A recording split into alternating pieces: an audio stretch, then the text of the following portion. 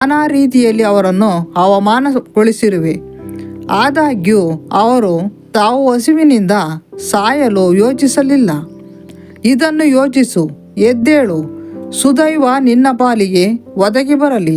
ದುರಾದೃಷ್ಟಕ್ಕಾಗಿ ಹೆಚ್ಚು ಕಾಲ ಪಶ್ಚಾತ್ತಾಪ ಪಡುವುದು ಸರಿಯಲ್ಲ.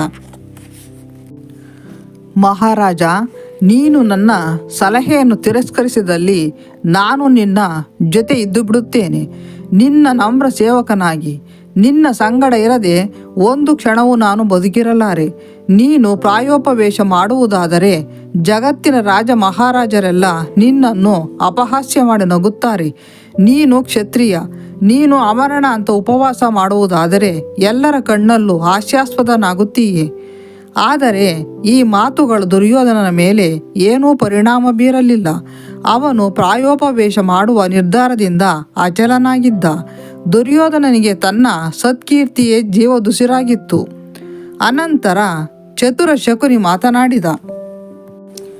ದುರ್ಯೋಧನ, ಕರ್ಣ ಹೇಳಿದ್ದನ್ನೆಲ್ಲ ಈಗಷ್ಟೇ ನೀನು ಕೇಳಿದ್ದೀಯೆ. ಅವನದು ವಿವೇಕದ ಮಾತು. ಈ ಶ್ರೀಮಂತ ಸಾಮ್ರಾಜ್ಯವನ್ನು ನೀನು ನನ್ನ ಜಾಣತನದಿಂದ ಗಳಿಸಿದ್ದೀಯೆ.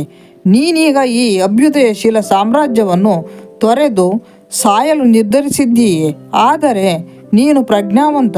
ಒಂದು ಕ್ಷುಲ್ಲಕ ಕಾರಣಕ್ಕಾಗಿ ಸಾಯುವ ನಿರ್ಧಾರವೇ? ನೀನು ಯಾವತ್ತೂ ಹಿರಿಯರ ಸೇವೆಗೈದಿಲ್ಲವೆಂಬುದು ಸ್ಪಷ್ಟ.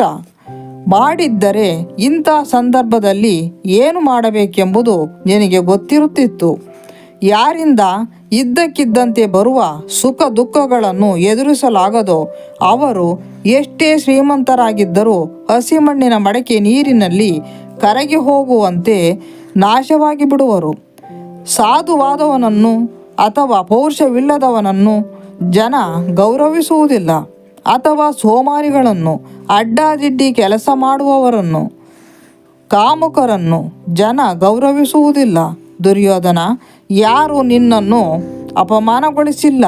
ನಿನ್ನನ್ನು ಮತ್ತು ನಿನ್ನ ಪರಿವಾರವನ್ನು ಬಂಧ ಮುಕ್ತರನ್ನಾಗಿಸುವ ಮೂಲಕ ಪಾಂಡವರು ಕುರುವಂಶದ ಘನತೆ ಗೌರವಗಳ ಅನುಗ್ರಹಕ್ಕೆ ಪಾತ್ರರಾಗಿದ್ದಾರೆ.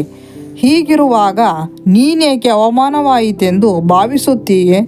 ಗಂಧರ್ವರು ನಿನಗೆ ಶಿಕ್ಷೆ ಕೊಟ್ಟಿದ್ದರೆ ಆಗ ನಿನಗೆ ಅವಮಾನವಾಯಿತೆಂದು ಹೇಳಬಹುದಿತ್ತು.